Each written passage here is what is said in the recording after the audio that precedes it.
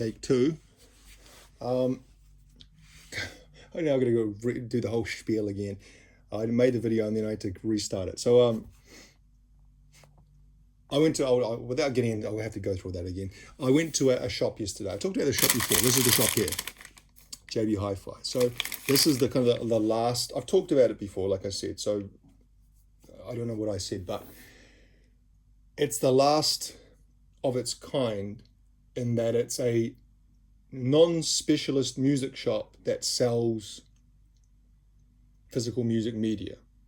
So it's an electronic shop, as I said, hi-fi. They don't really sell that much hi-fi, but when you walk in there, it sells computers and cell phones and game consoles and TVs and even kind of some home appliances, like not so much whiteware, I don't think, but like coffee makers and air fryers and that kind of stuff, electric toothbrushes. And they have a section with CDs and vinyl and DVDs and, like I said, computer games, like video games, like console games. So that kind of store used to be more common. And this is the last of it. They're actually an Australian company, and they've got a few outlets in New Zealand. But their music section, at least I should say their CD section, because I've never looked at their vinyl section because I don't buy records, so why would I look at it? Their CD section is hit and miss and quite bizarre. I've never really understood the things they choose to stock or their ordering system or anything like that. Like they'll have obviously all the, whatever the top 10 albums, whatever that means nowadays. It's kind of meaningless, isn't it? And album sales, and it's all about downloads and singles. But they'll have like Taylor Swift or they have a K-pop section and whatever's popular. And then they have kind of a general pop rock section. It used to be more divided. They would have a punk hardcore section, a heavy metal section, an alternative rock section, a jazz, electronic, yada yada yada. Now it's all kind of mushed together. The only sections that are separate are heavy metal and jazz and compilations. Everything else, all the pop and rock, is mixed together with all the punk and the alternative and the electronic. So it kind of makes it harder to find things. But the things here that they kind of, how can I explain it? If a band that I would look like in the previous video, I actually went there yesterday with the intention, again, of looking for a Ween album, any Ween album except for Chocolate and Cheese, because I already own Chocolate and Cheese. They didn't have it. Now, that was a bit of a wild shot, thinking they would have a Ween album after having gone to all those shops the previous day, like I talked about in the previous video, and not found anything by Ween. But if I was looking for, should I give an example? Radiohead. Let's say, kind of Radiohead is popular enough, but also a little bit kind of alternative-ish, that you wouldn't expect them to have everything. So you'd go there and you'd expect, okay, they'd probably have OK Computer, you'd expect, and maybe the Bends, because I'd say those two would be their highest selling albums, and then maybe one or two albums from their post OK Computer, like Kid A or Amnesia or Hail to the Thief or yada yada yada. But instead what you'd find is they'd have 5 copies of King of Limbs and 1 copy of Pablo Honey and nothing else. And you think, well, why would they have so many copies of that album, King of Limbs? It was kind of, it's quite old now. It's like about well over 10 years old. And it was not that popular when it came out. It wasn't like a huge high seller or anything. It just seems they kind of just like randomly order things in quite large numbers and then don't order other stuff. Or Metallica, the same thing. They'll have like, I don't know, just something that you wouldn't want. They'll have like 20 copies of it for a high price, like $30 or something. And then maybe 2 copies of Master of Puppets, and then nothing else. So going there, you can sometimes find things. I bought things. I think this year I bought a few things there, back at my birthday at the start of the year. But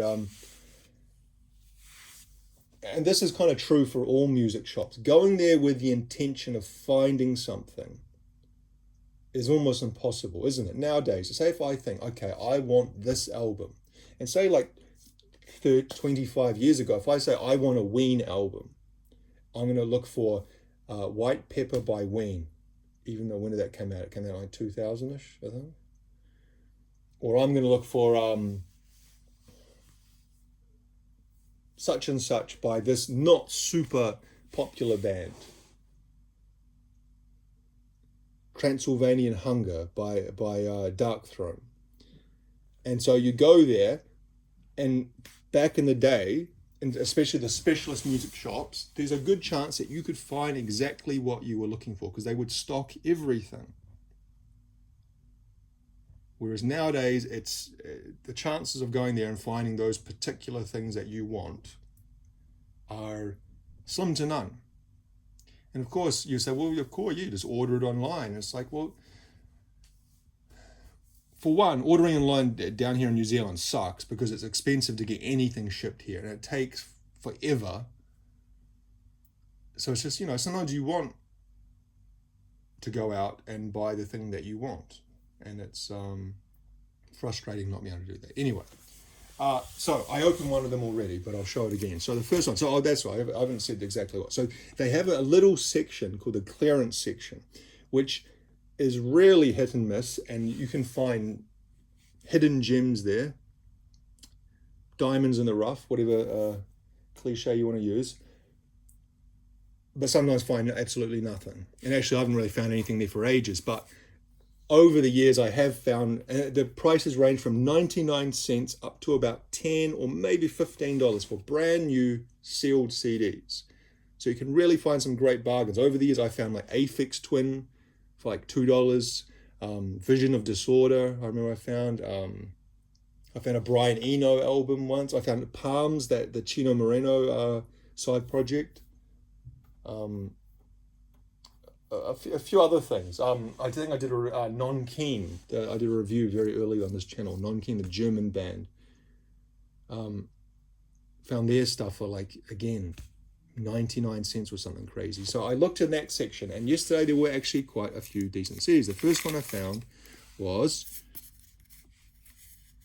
a Thundercat album. It is what it is. This was, here's the wrapper because I took it off earlier, $4.99. That's New Zealand, so that's about $2.50 American. This was released in 2020. Now, I've never really listened extensively to Thundercat. I remember I downloaded the album. Do you know the album where the cover art is a guy, he's like in a river or a lake or in a body of water, and his face or head is half submerged and he's kind of looking out, you can just see his eyes peering out. I downloaded that album when I was living overseas and listened to it here and there and quite liked it. And then over the years, other things I've heard of his pop up. I've listened to interviews with him, and I've always meant to listen to more because everything I've ever heard of his I've actually quite liked. So I saw this, I quickly Googled it and saw it had very good reviews, and so I decided to get it. Produced by Flying Lotus, which I talked about in the previous video. I had that soundtrack that I bought. It's got a lot of guest spots. Childish Gambino. A lot of these people I don't know. I know Childish Gambino. I've heard of Ty Dolla $ign. No. Bad, Not Good. I love them. They're a great band. They're kind of like modern jazz, I guess, with a little bit of like fusion. They were a really great song together with a guy from the song's Time Moves Slow. Time Moves Slow by, I think is it Fantastic Islands? Fantasy Island? Anyway, the vocalist from that sings, and he's got an amazing voice.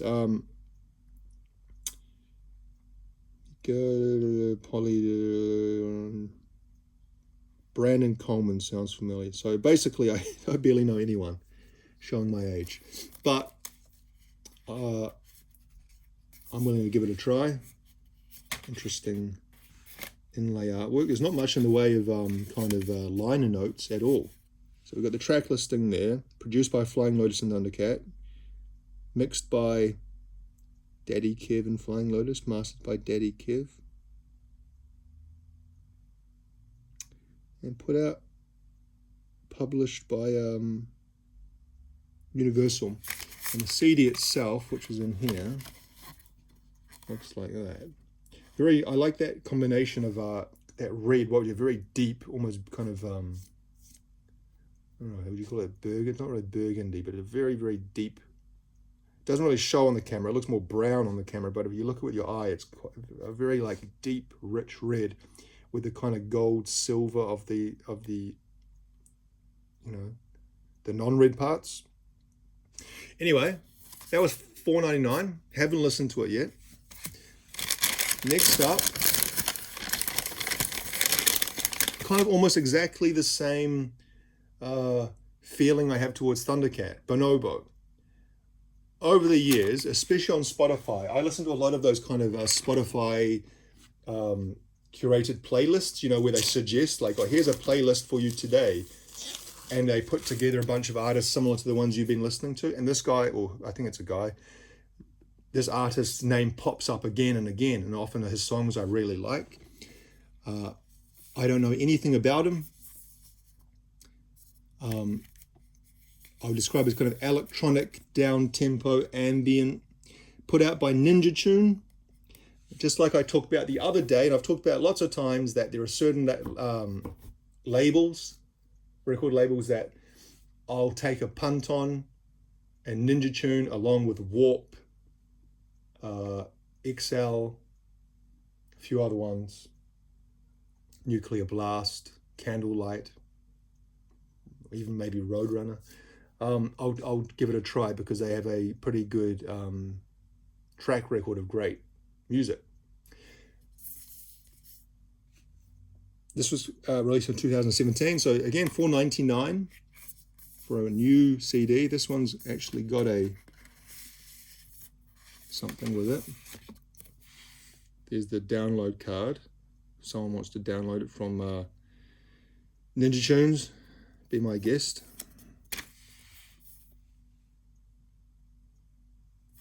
Migration. And this has got a lot of features as well. Rai, Nicole Miglis, Inov Ganwa,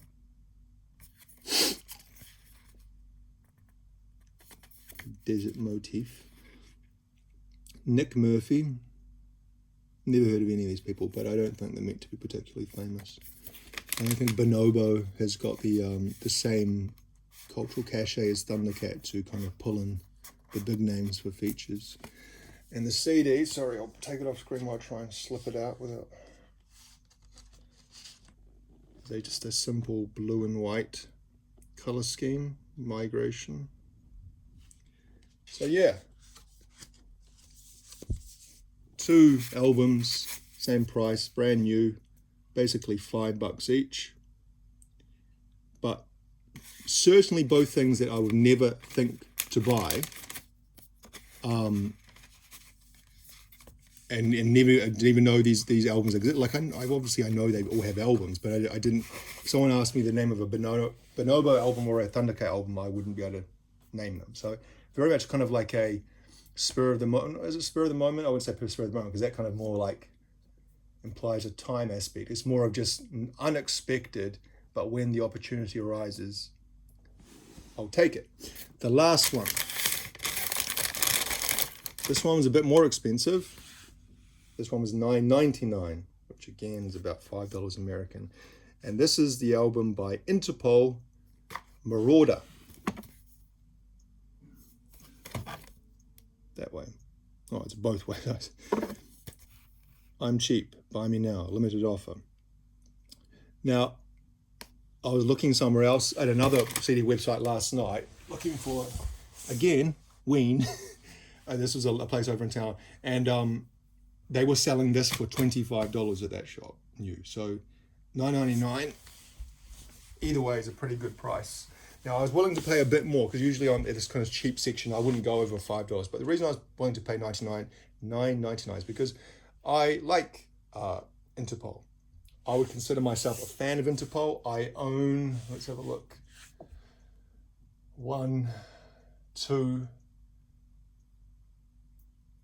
two albums. So I've got 2 albums on my shelves, and then I think I've got about another 2 or 3 in the folder. So I've got about 5 Interpol albums. I saw them live in concert in 2005. There was a period there when Antics came out where they were one of my favorite bands. And there was another period in 2010 when they released their self-titled album. So I'm trying to open the wrapper off the screen if you're wondering what I'm doing. Where that self-titled album, although it was kind of not really critically received very well or commercially very well, oh, it's got another bloody layer. That album kind of holds a special place in my heart because of kind of life events, and it was kind of like the soundtrack to certain life events. Quite tumultuous time in my life. Late around this time, around September 2010. September, October, November, those 3 months. And that Interpol album, the self-titled album, the one that's got Barricade and Success and is it Malise something. I also like their debut album, Turn on the Bright Lights. I also like the one after Antics. What's that one called? Our Love to Admire. Now, after the self-titled album in 2010, I didn't really listen to them. I remember I downloaded El Pintor, but maybe listened through to it once and never again. Not because I didn't like it, just because maybe it didn't hit me on the first listen, and then I had so many other things to listen to that's kind of... And this one, may have listened to The Rover, but basically never listened to it. So I like Interpol enough that I would give it a shot. And the same thing goes for all these 3 albums that I'm showing. These are the kind of albums, and this is something kind of, not a rule, but what is kind of a rule. If I believe I could find an album secondhand someday, doesn't necessarily have to be like soon, but sometime in the future, I think, well, eventually I'll find this secondhand. I will not buy it new. For example, if I was, I've got pretty much the whole Smashing Pumpkins discography, except a pretty big hole. I don't have Siamese Dream. And someone would say, well, that's their best album. But I don't have it. I have all their other albums except Siamese Dream. And I thought, well, actually, when I say all their albums, all their Golden Age albums, I don't have many of the new ones. I have Zeitgeist, but nothing past Zeitgeist. But Siamese Dream is the kind of album that I think I would eventually find secondhand, because it was in that period of the 90s where people were buying millions of CDs. It was quite a popular CD album, and therefore you can find it secondhand eventually. Maybe not for $1, but maybe for $1, but maybe even just for a little bit more than that. I think one day I'll come across that. Same thing goes for most of Metallica's back catalogue. Regardless of how many times I've owned every one of their CDs, I still have a few holes in my discography of Metallica. But those are albums that I'm sure I'll come across secondhand. You see them offered secondhand on Facebook for $5 quite regularly. I just never kind of can be bothered to go through the hassle of transferring money and getting it sent and stuff. But you get what I'm saying here. But these 3 albums here, Marauder by Interpol, Thundercat, and Bonobo, are things that I am almost certain that I would never come across secondhand, because they are from the age where people are not buying CDs. If this came out in 2020, this Thundercat album, how many CDs, not just albums, but actual CDs, compact discs, do you think this sold? In New Zealand? Fuck all, I can tell you. Very, very minimal amount, because the generation that likes Thundercat would be primarily streaming, obviously, like everyone else. And then if they were buying it physically, it would be overwhelmingly on vinyl.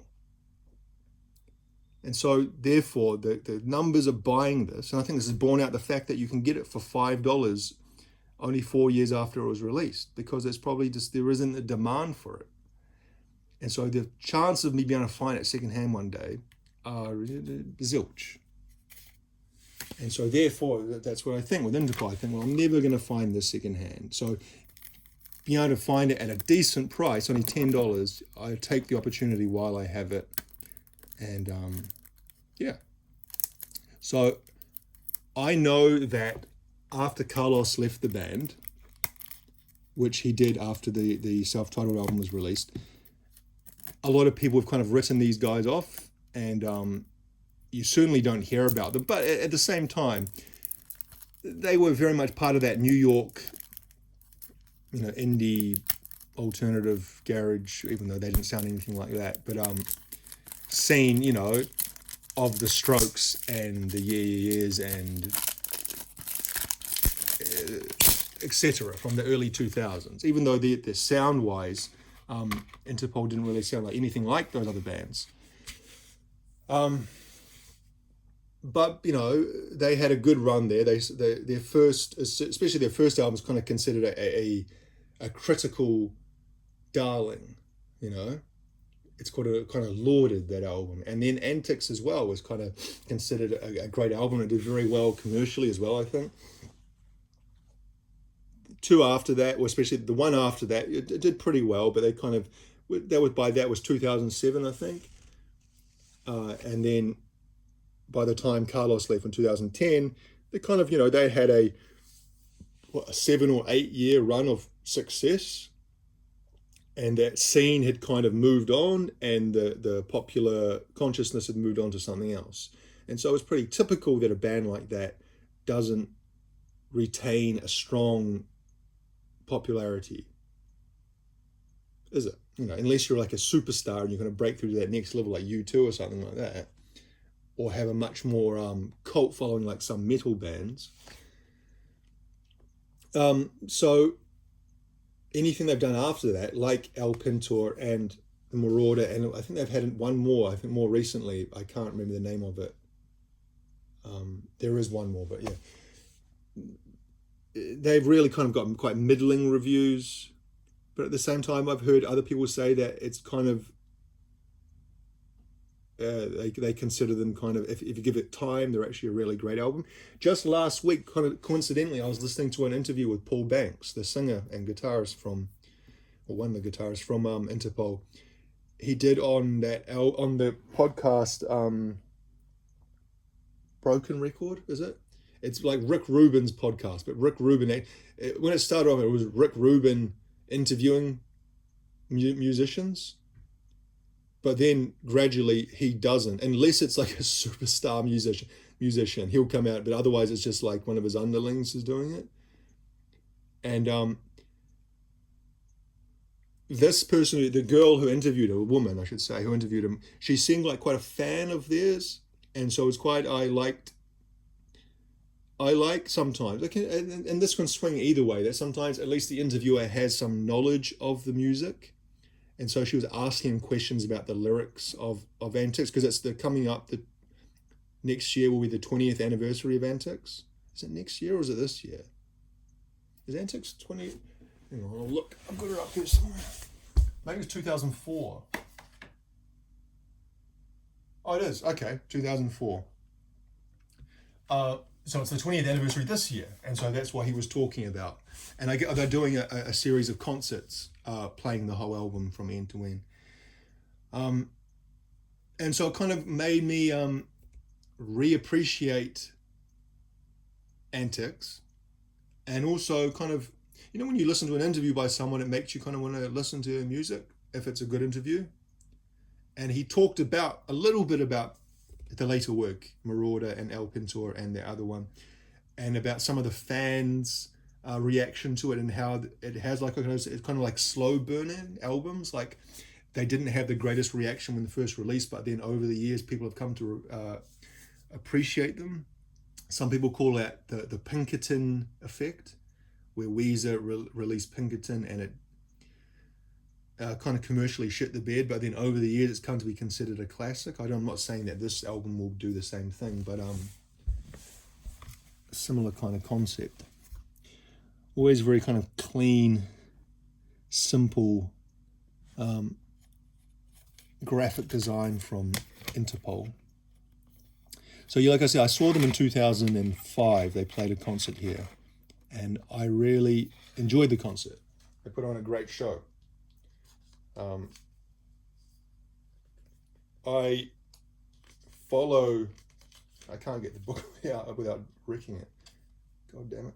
I follow Carlos Dengler on various social medias, although he doesn't seem to post that much anymore. Maybe he's very precocious kind of guy. And it's interesting seeing the way. It's kind of 2018 on Matador. So they went back to Matador. They, he left the band and didn't. He's put out music. The stuff he's put out now is like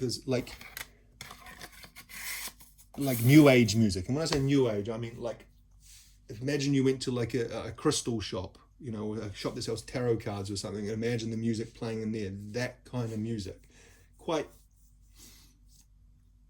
straightforward, like not really at all avant-garde as you would imagine from something like him.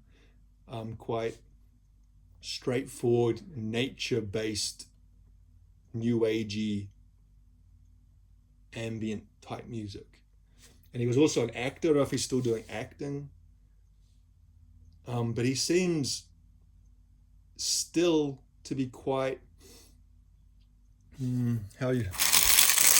doesn't want to talk about Interpol at all. Kind of doesn't even like to really reference that part of his life.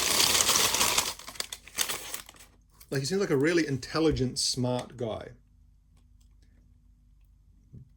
But also, like I said, quite pretentious and precocious and I don't know. Quite an interesting person. Maybe one day he'll be kind of more prepared to talk about it. But I was talking about the other in a video I did about Lou Reed. For someone to walk away from a band and with nothing in, like he was a very popular, for the bass player to be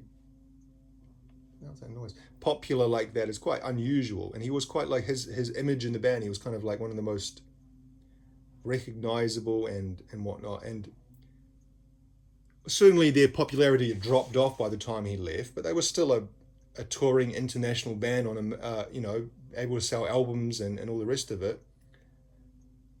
Certainly could even make a good living doing it, and just to walk away from that and to go not to achieve any kind of success or anything else and still be happy to be not part of it, kind of admire that in some way. Anyway, so 3 brand new CDs from 3 artists for $20. Not necessarily the thing I was looking for, but sometimes the thing you need is not the thing you want. How stupidly cliched is that for you? Maybe actually, I did the previous video. If you've seen what I watched, I did the one in the hotel, and I showed that Flying Lotus soundtrack album that I picked up for $5 just on a whim, and I just listened to that just this afternoon, and that's brilliant. Really happy with that purchase. It's pretty much exactly what I imagined it would be. Kind of got like a very Japanese aesthetic to the music with some kind of Asian-ish influence, but also with Flying Lotus kind of sound as well. But sometimes just picking things up by chance, it works out great. Anyway, we'll leave it there, and I appreciate you watching this. Thank you. Bye bye.